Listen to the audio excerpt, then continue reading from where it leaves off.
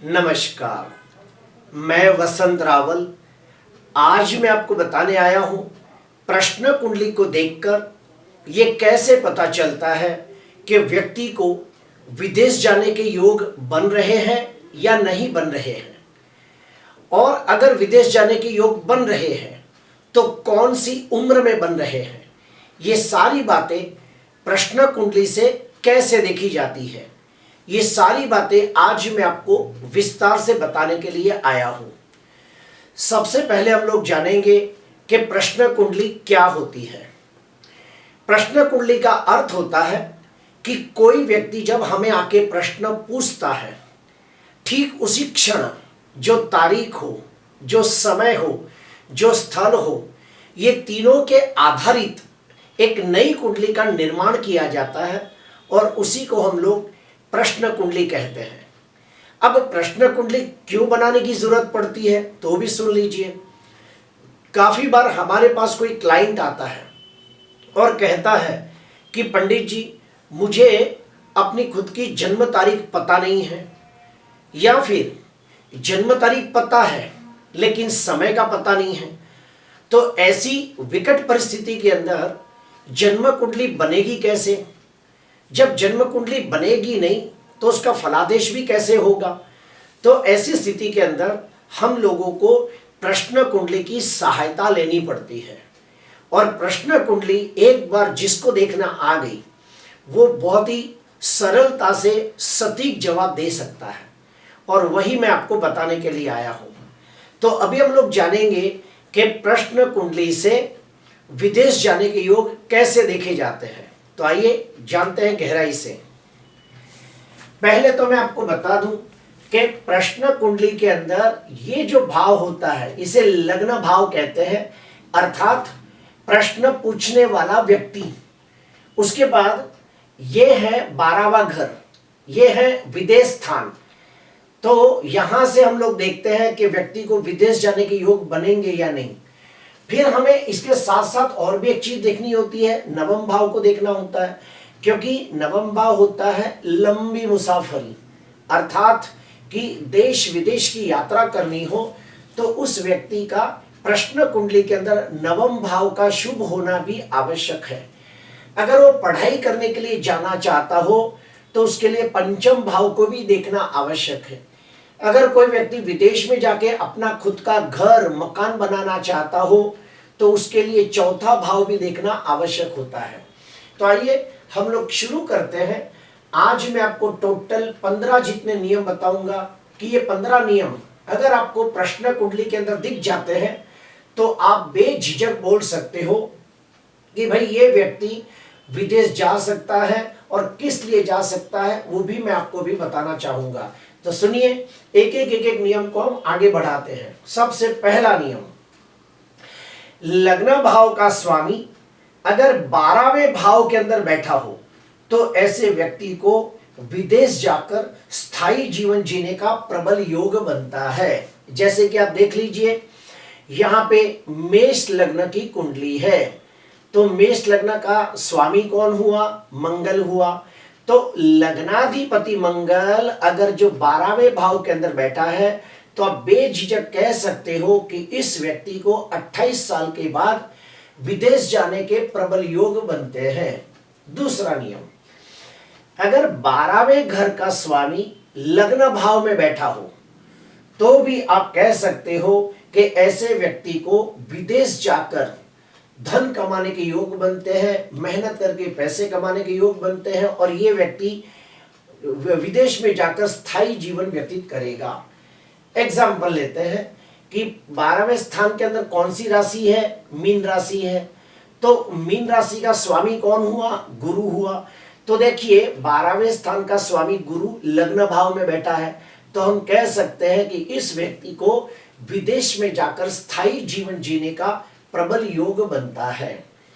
तीसरा नियम, अगर मान लो लग्न भाव का स्वामी 12वें भाव में बैठा हो और 12वें भाव का स्वामी लग्न भाव में बैठा हो, अर्थात प्रथम भाव और 12वें भाव के स्वामी आपस में परिवर्तन योग बनाते हो, तो भी ऐसे व्यक्ति को प्रबल विदेश के योग बनते हैं, जो आपके सामने है। लग्नाधिपति मंगल 12वें घर में बैठा है और 12वें भाव का स्वामी गुरु लग्न में बैठा है, तो हम बेझिझक कह सकते हैं कि इस व्यक्ति को विदेश जाने के प्रबल योग बनते हैं और ये विदेश में जाकर स्थायी जीवन व्यतीत करेगा। उसके बाद चौथा नियम आता है, अगर भाग्य स्थान का स्वामी 12वें भाव में बैठा हो तो भी ऐसे व्यक्ति को निश्चित विदेश जाकर भाग्योदय होता है। क्यों? क्योंकि जो नवम भाव है ना, ये भाग्य भाव है। अगर भाग्याधिपति विदेश में बैठा हो तो हम कह सकते हैं कि इस व्यक्ति का भाग्योदय विदेश जाने से होगा। तो नवम भाव का स्वामी अगर जो 12वें भाव में बैठा हो तो हम कहेंगे कि इस व्यक्ति को विदेश जाने से भाग्योदय होगा। एग्जाम्पल आपके सामने है कि मेष लग्न की कुंडली है, नवम भाव में धनु राशि है, धनु राशि का स्वामी गुरु ये रहा 12वें भाव में बैठा है, तो हम कहेंगे कि हाँ भाई 22 साल के बाद इस व्यक्ति को विदेश जाकर मास्टर डिग्री हासिल करने का योग बनेगा और फिर वहीं पे ये नौकरी ढूंढेगा और वहां पे स्थायी जीवन व्यतीत करेगा। उसके बाद आता है 5वां नियम, अगर 12वें भाव का स्वामी, ध्यान से सुनना, 12वें स्थान का स्वामी अगर भाग्य भाव में बैठा हो तो भी हम कह सकते हैं कि ये व्यक्ति का विदेश जाके भाग्योदय होगा, विदेश जाने से भाग्योदय होगा। उसके बाद 6वां नियम, भाग्य स्थान का स्वामी 12वें घर में हो, 12वें स्थान का स्वामी भाग्य भाव में हो, अर्थात कि नवम भाव और 12वां भाव इन दोनों भाव के स्वामी आपस में एक दूसरे के घर में बैठकर परिवर्तन योग बनाते हो तो भी ऐसे व्यक्ति को निश्चित तौर पर विदेश जाने के प्रबल योग बनते हैं, विदेश जाने से भाग्योदय होता है और ऐसा व्यक्ति विदेश जाकर धनवान, यशवान, कीर्तिवान होता है। 7वां नियम, अगर लग्नेश और भाग्येश, ध्यान से सुनना, लग्न स्थान का स्वामी और भाग्य स्थान का स्वामी अगर ये दोनों अगर विदेश में एक साथ जाके बैठे हो तो भी ऐसे व्यक्ति को विदेशागमन के योग बनते हैं। जैसे कि आप देखिए, यहाँ पे देखिए, दूसरा एग्जांपल देता हूं, ये वृषभ लग्न की कुंडली है और वृषभ लग्न की कुंडली में लग्नाधिपति कौन हुआ? शुक्र हुआ। भाग्याधिपति कौन हुआ? शनि हुआ।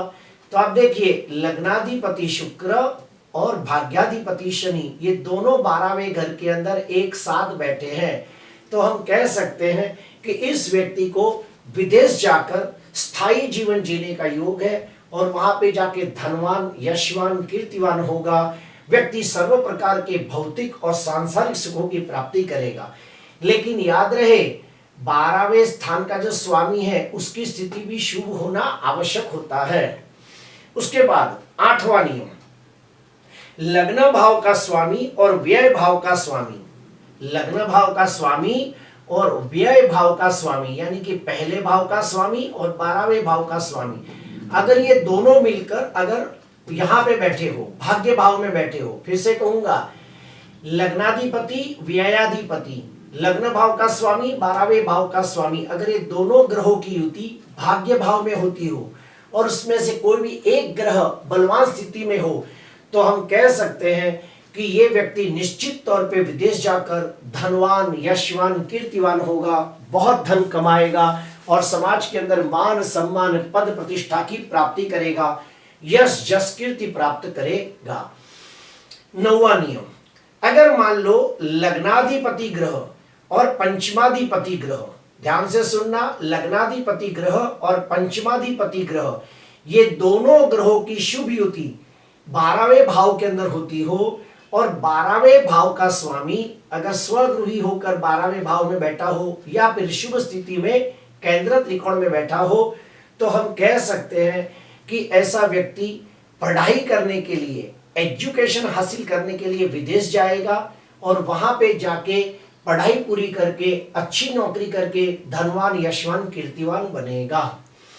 उसके बाद आते हैं 10वां नियम, पंचमाधिपति ग्रह और भाग्याधिपति ग्रह, ध्यान से सुनना, पंचमाधिपति और भाग्याधिपति दोनों त्रिकोण के मालिक अगर ये दोनों ग्रहों की शुभ युति 12वें घर में होती हो और 12वें स्थान का स्वामी शुभ स्थिति में बलवान होकर केंद्र में त्रिकोण में या फिर दूसरे 11वें भाव में बैठा हो या फिर स्वगृही होकर बैठा हो, तो भी ऐसे व्यक्ति को विदेश जाकर स्थायी जीवन जीने का प्रबल योग बनता है। जब हम प्रश्न कुंडली देखते हैं तो हमें प्रश्न कुंडली के अंदर 3 त्रिकोणों को खास देखना होता है। क्यों? क्योंकि प्रश्न कुंडली के अंदर ये जो 3 त्रिकोण के जो स्वामी होते हैं वही सबसे अच्छा फल देने में सक्षम होते हैं। तो लग्नाधिपति ग्रह, पंचमाधिपति ग्रह और भाग्याधिपति ग्रह, ये 3 त्रिकोण के स्वामी अगर एक साथ युति करके 12वें घर में बैठे हो और 12वें स्थान का स्वामी भी शुभ स्थिति में बलवान होता हो, तो ऐसा व्यक्ति निश्चित तौर पे विदेश जाकर स्थायी जीवन व्यतीत करता है और विदेश में जाके धनवान, यशवान, कीर्तिवान होता है और मान सम्मान, पद प्रतिष्ठा की प्राप्ति करता है। 12वां नियम, भाग्यस्थान का स्वामी और कर्म भाव का स्वामी अर्थात नवम भाव का स्वामी और दसम भाव का स्वामी, अगर ये दोनों भाव के स्वामी अगर एक साथ युति करके 12वें घर में बैठे हो और 12वें भाव का स्वामी अगर जो केंद्र त्रिकोण में या फिर दूसरे 11वें भाव में कहीं भी शुभ स्थिति में बलवान होकर बैठा हो या फिर 12वें भाव का स्वामी 12वें भाव में बैठा हो, तो भी ऐसा व्यक्ति निश्चित तौर पे विदेश जाता है और वहां पे जाके स्थायी जीवन व्यतीत करता है। उसके बाद मैं आपको 13वां नियम बताना चाहूंगा कि अगर लग्नाधिपति और चतुर्थाधिपति, ध्यान से सुनना, लग्नाधिपति और चतुर्थाधिपति ये दोनों भाव के स्वामी अगर 12वें घर में हो, तो ऐसा व्यक्ति विदेश में जाकर खूब मेहनत करके धन कमाता है, अपने लिए पहले गाड़ी खरीदता है, फिर कुछ सालों के बाद अपने लिए खुद का मकान खरीदता है और वहां पे जाके स्थायी जीवन व्यतीत करता है। अगर प्रश्न कुंडली के अंदर चतुर्थाधिपति और भाग्याधिपति, ध्यान से सुनना, अगर प्रश्न कुंडली के अंदर चौथे भाव का स्वामी और नवम भाव का स्वामी ये दोनों ग्रहों की शुभ युति अगर 12वें घर में होती हो और लग्नेश बलवान होकर इन ग्रह को देखता हो, यानी कि चौथे और 9वें भाव के स्वामी को देखता हो, तो ऐसा व्यक्ति अपने बलबूते पर अपनी काबिलियत से विदेश में जाकर धनवान, यशवान, कीर्तिवान होता है। आपको मैं ये बता दूं कि 9 ग्रहों के अंदर एक राहु ग्रह ऐसा है कि जो व्यक्ति को विदेश जाने में मदद करता है। अगर 9 ग्रहों में सबसे ज्यादा कोई पावरफुल ग्रह है जो इंसान को विदेश लेके जाने में सक्षम है, तो वो है राहु और दूसरे नंबर पे आता है केतु। अभी हम लोग एक बात जानेंगे कि जब भी प्रश्न कुंडली के अंदर भी जब आप प्रश्न कुंडली किसने पूछा, अगर उस समय राहु की महादशा, अंतरदशा, प्रत्युंतर दशा चलती हो, तो भी आप कह सकते हो कि भाई तेरे को आने वाले कुछ ही समय के अंदर विदेशागमन के योग बनेंगे। तो प्रिय दर्शकों, अभी मैंने आपको बताया कि अगर जो प्रश्न कुंडली के अंदर लग्नाधिपति, भाग्याधिपति, पंचमाधिपति, सुखाधिपति अगर जो 12वें स्थान से कनेक्टेड हो, तो निश्चित तौर पे विदेशागमन के योग बनते हैं। इसके अंदर और एक गहरी बात मैं आपको बताना चाहता हूं। अगर मान लो प्रश्न कुंडली के अंदर कौन सा ग्रह 12वें भाव से कनेक्टेड है, प्रश्न कुंडली के अंदर कौन सा ग्रह 12वें भाव के अंदर बैठा है, 12वें भाव पे दृष्टि कर रहा है, 12वें भाव के स्वामी के साथ युति कर रहा है, उस पे से हमें कैसे पता चलता है कि ये व्यक्ति कौन सी साल में विदेश जाएगा। तो मैं आपको बताना चाहूंगा, हर ग्रह का अपना कुछ खास समय है। तो देखिए, अगर मान लो प्रश्न कुंडली के अंदर सूर्य 12वें भाव से कनेक्टेड हो या 12वें भाव के स्वामी के साथ कनेक्टेड हो या 12वें भाव के ऊपर दृष्टि करता हो, तो ऐसा व्यक्ति 25 से 27 साल की उम्र में विदेश जाता है। अगर चंद्र का 12वें भाव के साथ कनेक्शन बनता हो या 12वें भाव के स्वामी के साथ कनेक्शन बनता हो या चंद्र खुद 12वें भाव को बलवान होकर देखता हो, तो ऐसे व्यक्ति को 22 से 24 साल के अंदर विदेश का योग बनता है। अगर मंगल का संबंध 12वें भाव से होता हो तो 28 से 30 साल में विदेश जाने का योग बनेगा। अगर बुध का संबंध 12वें घर से होता हो तो 32 से 33 साल में विदेश का योग बनेगा। अगर गुरु की दृष्टि पड़ती हो, गुरु की 5वीं 7वीं 9वीं दृष्टि 12वें भाव के ऊपर पड़ती हो, या 12वें भाव के स्वामी के ऊपर गुरु की 5वीं 7वीं 9वीं दृष्टि पड़ती है, तो वो व्यक्ति 18 से 20 साल की उम्र में विदेश यात्रा करता है या विदेश जाके स्थायी जीवन जीता है। अगर शुक्र 12वें भाव के ऊपर दृष्टि करता हो या 12वें स्थान के स्वामी के ऊपर दृष्टि करता हो, तो 24 से 27 साल की उम्र में विदेश जाने के योग बनते हैं। अगर प्रश्न कुंडली के अंदर 12वें भाव के अंदर शनि बैठा हो या शनि की 3री 7वीं या 10वीं दृष्टि, शुभ दृष्टि अगर 12वें भाव पर पड़ती हो, तो 36 से 38 वर्ष के अंदर विदेश का योग बनता है। अगर राहु की वक्री 5वीं 7वीं 9वीं दृष्टि 12वें भाव के ऊपर पड़ती हो या 12वें भाव के स्वामी के ऊपर पड़ती हो, तो ऐसे व्यक्ति को 42 से 45 साल की उम्र में विदेश के योग बनते हैं। और केतु की अगर जो कहीं ना कहीं दृष्टि 12वें भाव पर पड़ती हो या फिर 12वें भाव के स्वामी के साथ केतु बैठा हो, तो 45 से 48 साल में विदेश के योग बनते हैं। तो ये सारी बातों को ध्यान में रखना है। इसके अलावा भी और एक बात है जो मैं आपको बताना चाहूंगा। अगर जो प्रश्न कुंडली के अंदर लग्न भाव, प्रश्न कुंडली के अंदर अगर लग्न भाव, पंचम भाव, भाग्य भाव या फिर 12वां भाव, फिर से कहूंगा, प्रश्न कुंडली के अंदर पहला भाव, 5वां भाव, 9वां भाव और 12वां भाव, इन भावों के स्वामी अगर जो चर राशि में बैठे हो, तो निश्चित तौर पे विदेशागमन के प्रबल योग शीघ्र ही बनेंगे। अगर जो लग्नेश, पंचमेश, भाग्येश और व्ययेश, ये चारों ग्रह, ये चारों भाव के स्वामी अगर स्थिर राशि में बैठे हो, तो कम से कम 1 साल के बाद विदेश जाने के योग बनेंगे।